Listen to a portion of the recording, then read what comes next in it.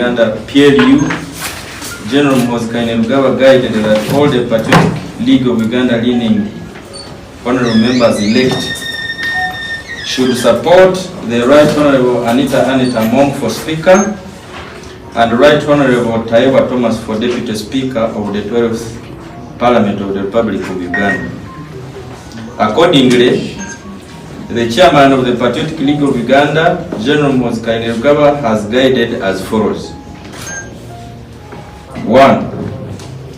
That the endorsement of the Right Honorable Anita Among and Right Honorable Thomas Tayebwa as candidates for Speaker and Deputy Speaker respectively for the 12th Parliament of Uganda via the letter dated 11th March 2026 is retracted and withdrawn with immediate effect. 2. That the leadership of the Patriotic League of Uganda encourages its honorable members elect to support the candidates that will be presented to them by His Excellency the President for the position of Speaker and Deputy Speaker. 3. That in the Patriotic League of Uganda, we follow the command, instructions and guidance of our Chairman, General Muhoozi at all times. Thank you. Muterevu omulabi waffe omulungi nga bw'olabye akatambi ako ab'ekisinde kya PLU Beetoni Engalike bwe bavuddeyo ne bajja obwesigwe bwabwe mu live Honorable Anita Among nga babadde bavuddeyo ne bagamba nti bagenda kusimba mabega we ne Thomas Tayebwa ku bwa Deputy Speaker. Bavuddeyo ne Beetoni Engalike nga bw'olabye omwogezi aw'ekisinde ekyo David Kabanda, Honorable David Kabanda abwatuusizza obubaka obwo. Tujja kujjukira ejjonge ennaku z'omwezi 11 ab'eki General Muhoozi akulira PLU yavuddeyo n'ategeeza n'afulumya ekiwandiiko nga PLU bwegenda okubanga esembe mabega awaabo Speaker Anita Among awamu ne deputy we Thomas Tayebwa. Yabadde evuddeyo negamba nti mweno Parliament y'omulundi ogw'12 egenda okubanga etandika nti bagenda kuwagira abo. Naye olwaleero ate ebintu bikyuse munnanga katambi nawe bwatubokalabye byonna bibadde naggulu wali ku kitebe waliwo ofiisi za PLU ensonga bazikwasaganyiza bwe batyo. Kakati tujja kulowooza ndowooza waliwo ebintu ebibaddewokko ebiyinza okuba nga bireetedde abantu bano kubanga bakyusiza mu ndowooza yaabwe. Omanyi social media eno nzibu nnyo nti esobola okukolera ate era esobola okutunda oba okukusuula. Tujja kujjukira ndowooza mu nnaku zino eziyise ennaku nga 3 ku mukutu guli ogwa X oba ogwa Twitter kubaddeko nnyo nga bakuba olube Speaker Anita Among olw'emmotoka gye bamuwadde ng'ekirabo kye oba ekirabo kye kyeyeegulidde ekya birthday ye yeegulidde emmotoka ekika kya Rolls Royce. Emmotoka nno ekika ekyo ndowooza ntono nnyo mu Uganda wano eno ntono era batono abaali bagivuzeeko era twalabye nga ku X ku mukutu gwe gumu gwa X Twitter ogwali gumanyiddwa nga Twitter CDF wa Uganda General Muhoozi ayavuddeyo n'akola ka tweet ako n'agamba nti nze mmaze emyaka 52 nga ndi mutabani wa president w'eggwanga naye situlangako mu Rolls Royce like sijjabangako ewaffe. N'agamba nti ne muzeeyi emyaka gy'amaze ng'akulembera Uganda tagulanga ku Rolls Royce. N'akivumirira n'alaga nti si kirungi. Kakati tuyinza okulowooza nti oba kino kye kimu ku bikoze eki kubireetedde omukulu ono General Muhoozi okubanga akyukira Speaker Anita Among n'akola ki n'agamba ababaka be tebagenda kubanga bakola ki nga bamuwagira. Then Muhoozi ono tujja kujjukira nti azze ng'avumirira nnyo ebintu bino ebyokubanga ebyobuli bw'enguzi ye agamba ayagala nnyo okulwanyisa obuli bw'enguzi mu ggwanga era ye n'enguzi tebakwatagana. Muhoozi n'enguzi tebasobola kubeera mu statement emu avumirira nnyo enguzi. So kiyinza okuba nti akageri Parliament eno ey'omulundi ogw'11 ebaddemu nnyo ebirumidde waliwo ebitambudde naye bingi ebirumidde. Tujja kujjukira musaga z'amabaati ababaka bwe baasibirwa ab'enjawulo twalabanga baminisita ab'enjawulo. Minisita wa finance yavayo n'agamba nti nze bankubira bukubiza essimu ne baŋŋamba nuna amabaati nange nensindira akamotoka ne kanuna amabaati. Tujja kujjukira Honorable Prime Minister right Honorable Nabbanja nga naye bakigambibwa nti omu kubafuna amabaati abaminisita bangi nga kuliko n'omukyala ndoza omukyala Izita Agnes Nandutu akyali kubanga asavinga ekibonerezo ku nsonga ez'amabaati. So byonna bibadde mu kabineti ko ne Parliament ey'omulundi guno gwe-11. So kati ne sipiika naye yafuna amabaati. Kati biyinza okuba ng'eyo Muhoozi akagereka ali nti tayagala nnyongozi ate nga sipiika erinnya lye lirabikidde nnyo mu buvuyo obulimu akasente k'omuwi w'omusolo okuba nga kakola ki nga koonoonebwa oba nga kasaanyizibwawo. Biyinza okuba nga birimu kubikoze ki kubireetedde abantu bano okuba nga bamukyukidde. Naye ng'ekiwandiiko ekifulumye kibadde bwe kiti oba okwongera okunyonyola ka vidiyo ako kubanga omukulu Kabanda David Kabanda omwogezi wa PLU bw'abadde awo obubaka ate awereddeko n'ekiwandiiko nekifuluma ku mitimbagano ne bakita nga kiraga nti bawithdrawinze obwesigwe bwabwe oba okubeera emabega wa Honorable Anita Among ku kwesimba okubwa sipiika wa Palamenti ya Uganda ey'omulundi gwe-12. Ekiwandiiko kyasoose ne kifuluma nga 11 kati ate ekifulumye olwayo kibadde bwe kiti kigambye nti for immediate release n'agamba nti on 11th March 2026 the chairman of the Patriotic League of Uganda PLU General Muhoozi guided that all PLU remaining honorable members elect should support the Right Honorable Anita Among for Speaker and Right Honorable Tayebwa Thomas for Deputy Speaker of the 12th Parliament of the Republic of Uganda. Kati ekyo kyekiwandiiko ekyafuluma oba yeyo guidance CDF wa Uganda era nga ye chairman wa PLU omukulu General Muhoozi gye yawa nga 11 ng'enaku z'omwezi 11 yagamba nti Muhoozi yagamba nti bamemba ba Palamenti abalondeddwa nga bakkiririza mu kisinde ekya PLU bonna basabiddwa oba balagiddwa kubanga ekigambo guiding kubanga kulagirwa nti balagiddwa okuwagira Honorable Speaker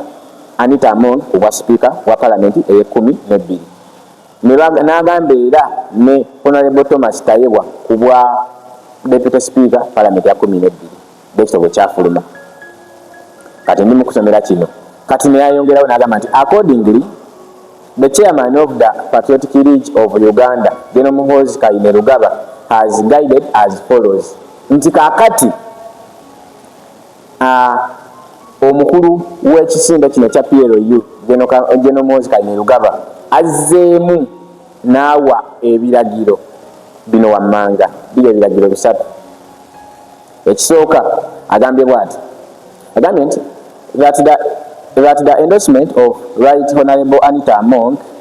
and Right Honorable Thomas Tayebwa as candidates for Speaker and Deputy Speaker respectively for the 12th Parliament of Uganda via a letter dated 11th March 2026 is restructured and withdrawn with immediate effect. Agambye wano nti endorsement gye babadde oba obwesigwe babadde batadde mu Honorable Speaker Anita Among ne Deputy we Tayebwa Thomas respectively kubanga bagatwala ebifo ebyo ekyobwa Deputy Speaker n'ekyobwa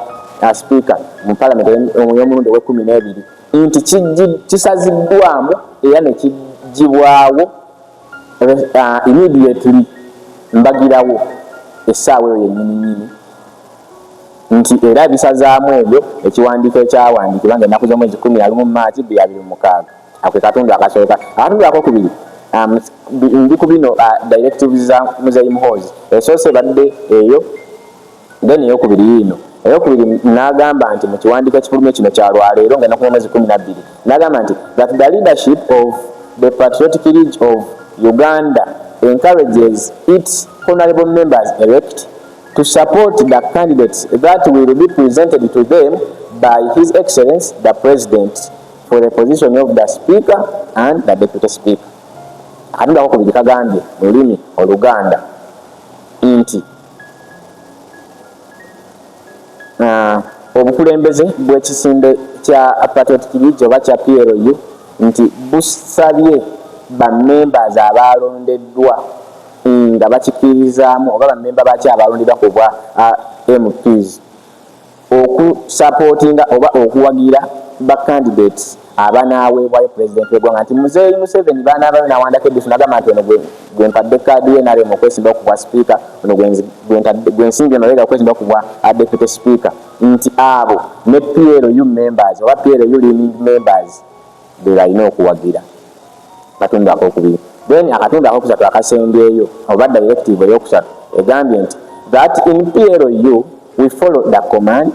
instructions and guidance of our chairman General Muhoozi at all times. Nagamba nti bo mu PLU bagoberera ebiragiro, command, instructions, then ne guidance. Nti ebiragiro amateeka n'obukwakkulizo byonna ebiteekebwawo chairman waabwe omukulu General Muhoozi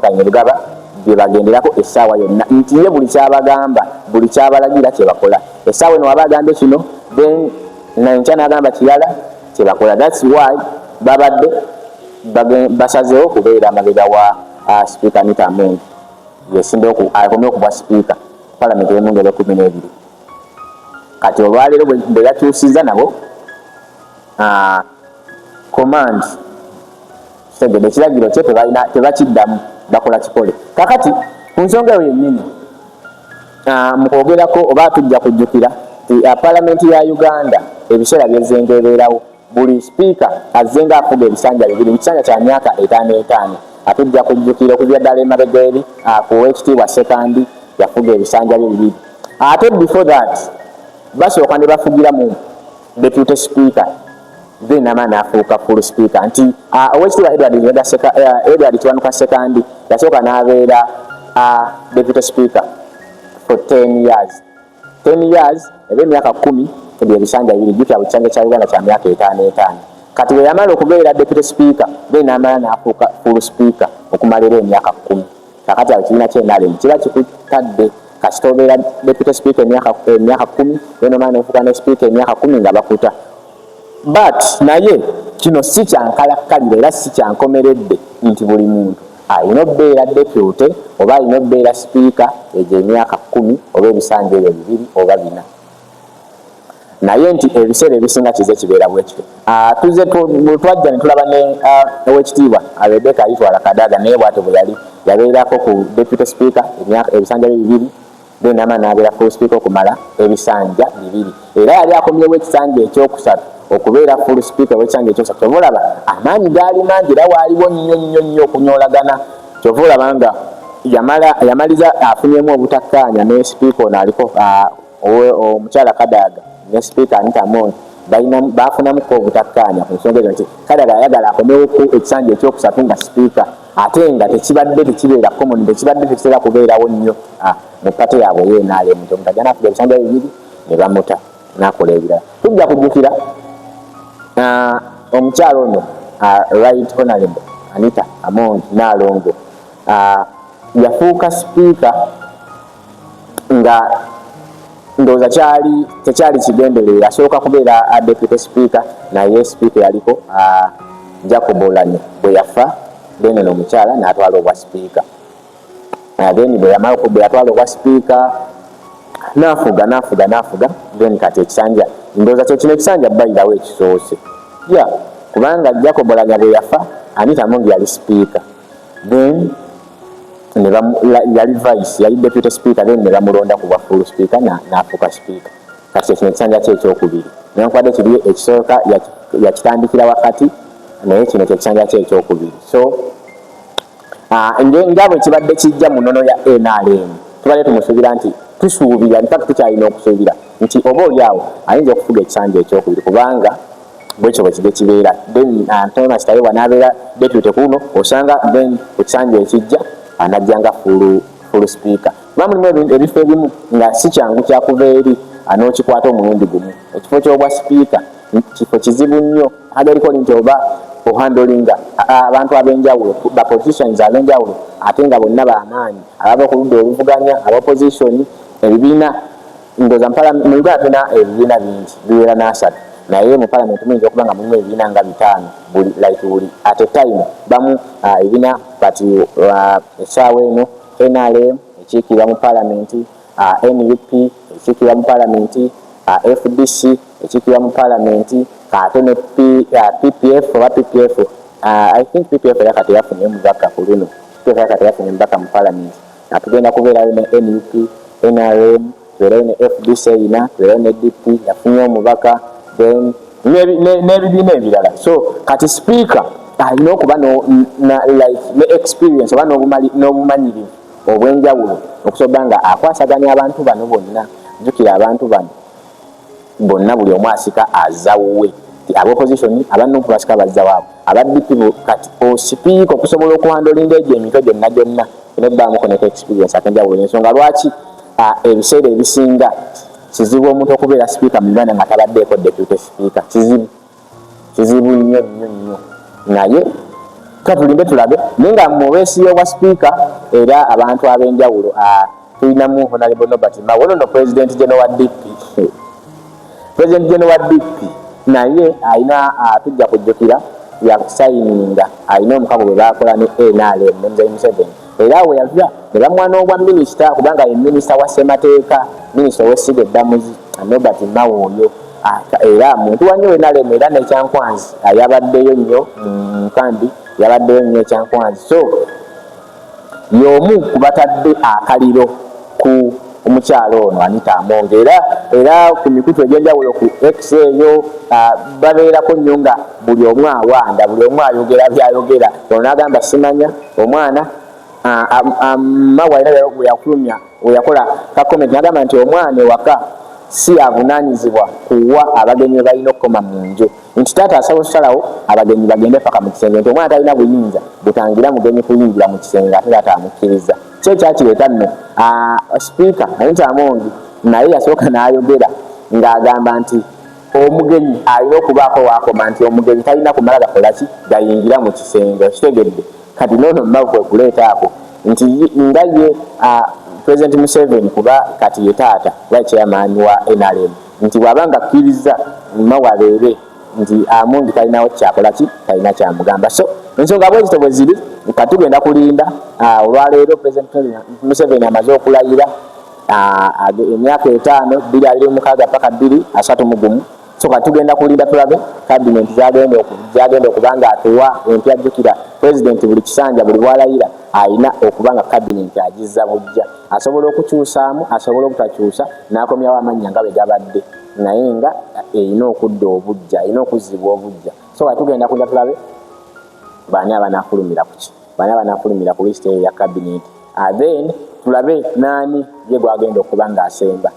oba ng'aendosinga oba ng'awandako eddusu oba ekibiina ky'NRM gwe kigenda okuwa kaadi okusobola ng'avuganya ku bwa sipiika ne gwe kigenda okuba nga kiwa kaadi okuvuganya ku bwa deputy speaker wa palamenti ya Uganda eya omulundi ogw'12 ndowooza omulaba faleero osobola nga ekyo kitegera bungi nti Uganda bukyanga palamenti yaffe etandikawo palamenti yakabeerawo emirundi 11 guno mundi gwa 12 ati ndowooza bw'oba ogasegaseemu awo agiba emyaka emeka emirundi 11 emirundi 10 ndeza gye emyaka 5 emirundi 10 sije emyaka 5 then 11 5 mu 5 kati eno ya mirundi 10 kati eno ya mirundi gwa 12 so ntegeeza eno palamenti wenaggwerako na palamenti ya Uganda ewezezza emyaka 6 kino ekisanja bwe kinaggwerako president amaze okulayira n'ababaka MPs bagenda kubanga be bagenda okuddako okulayira era mwezi guno gwennyini bagenda kubanga batandika okulayira then okulayira kunaggwa okulayira bwe kunaggwa ne tugende tulonda speaker toza nga batuwa ne cabinet naye speaker okumulonda ababaka balina kusooka kulayira bonna jjukira nti kati mulimu omubaka essaawa zino ng'akyali mu palamenti akyagendayoko oba ennaku ze zino ezibulayo kuba kati ennaku ze ezibulayo tebakyawezaayo mwezi nnaku so kati omubaka kyobanga essaawa zino ali mu palamenti nolwairo nga enkya ng'agenda kukeera mu palamenti kutuula kuteesa naye nga tagenda kulonda sipiika kubanga basoba nga tebazeemu kumulonda nga tagenda kulayira kuba bagenda olayira bagenda olonda sipiika so bagenda kusooka balayire abakadde abagudde bafulume then bano ate abagenda oyingira ate basooke babasomese palamenti bwetambula nga ebintu ebirina okukwasaganyizibwa then bagende mu kulonda sipiika so kati basooka nakubasomesaamu sikumala gaveeri basooka ne babasomesa BMP bahonalebo baffe betulaba eyo ebatuuka mu palamenti abapya basooka ne bagamba kakati wano tweyisa bwetu ne bwetuti tukola bwetu ne bwetuti ne babalambuza nga mwana muto bwagenda kusoma ne bamuorienti nga kunaku osose ne bamulambuza ewali zirafini gye zibeera namutwala gyalina okulya emmere eramutwala gyazanyira gyagenda osomera so ne mu palamenti bwekyo babalamula ne baga nti kati ab'oludda oluvuganya mutuula eno ab'oludda oluli mu power batuula wano eno sayidi eno kubanga palamenti opposition etula ku mukono gwayo n'ekibiina ekiri mu bufuzi nekitula ku mukono gwakyo then bano abatalina we bagwa nabo ne batuula ewaabwe kati abatalina we bagwa babeera ku sayidi eno eyaba opposition naye tebatuula tebemikisinga balina engeri gye babaawulamu so ensonga bwezito bwe ziri naye nga PLU yo bo bagamba bannakisinde kyamu bo bagamba nti CDF yekyeyamaani w'ekisinde kyabwe ekyo kuba njagala nkutangazeemu nti PLU si kibiina ekinaba kubeera kibiina kya byabufuzi wabula kisinde ekyebyobufuzi Patriotic League of Uganda so kyeyamaani waabwe bo bagamba kyabagamba kyebagenderako bigambo bibadde bigambo bya General Secretary waabwe basaabawandiisi Honorable David Kabanda yabiwadde yatuusiza obubaka obwo buvudde oba ekiwandiiko ekivudde eri kyeyamaani waabwe era nga ye CDF wa Uganda General Muhoozi Kainerugaba ng'abasaba basazeemu kyebadde abagambye ekyokuba nga babeera ababaka abalondeddwa nga bakkiriza mu kisinde kino ng'abasaba basazeemu okubanga bagenda kuwagira Honorable Anita Among wa sipiika n'okuwagira Honorable Thomas Tayebwa kuba deputy speaker paka nga president w'eggwanga yakulumizza bawagira then ne bano babakola ki bawagira so embeera bwetyo bweri era embeera bwetyo bwebadde naye nga bannayuganda mbakubiriza kimukola mukole kubanga kati ebyobufuzi byo bituuka ne biggwa naye kati gwe munnayuganda omuntu awansi olina osigala ng'obulamu bukola ki ng'obulamu butambula so kati gwe ali eyo ng'ebyobufuzi bikwemazaamu nedda ebyobufuzi bibeereko naye kimanye tayimu egenda kutuuka ng'olina okukola kubanga abaana bagenda kusoma kati taamu ey'okubindoza oyidde basigazaamu wiiki emu kale wiiki ejja yokka yesigadde ku holiday abaana badde second term so okimanyi ekitegeeza okuza omwana ku ssomero kaba kasente kitegeeza ki tukole nnyo tuleme kubeera nga bino ebintu bitutwala nnyo kubanga tulonda nebikola ki nebigwa then ate obulamu nebusigala nga butambula obulamu busigala butambula so tukole nnyo naye nga byebyo bibaddeyo amawulire gesobodde oba nga tukutuusako olwaleero webale kutwekumirako yongera okuba nga otekumirako sharinga likinga commentinga tambuza obubaka buno butuke ku muntu omulala yonna sharingirako munno mwebale kubanga muntu tambulirako gye tudda yonna ebyo tubateerayo mbagala nnyo mbadde emasoniji kusobola nga nkutuusaako ensonga agagwawo getukuleetera gwe kyobamanya ffe twewayo kubanga ffe eriiso lyo eriri gy'otasobola kubeera era ffe kutuuko sobola nga tuwulira gwe gy'otasobola kuba nga owulira aye netukikuleetera netukikutuusaako so beerako nkwagaliza birungi byerensa Mukama Katonda abakuume ate abawe ebintu bye musinga okwagala abawe obulamu ate abawe n'emmaali Ssaabasajja Kabaka awangaale.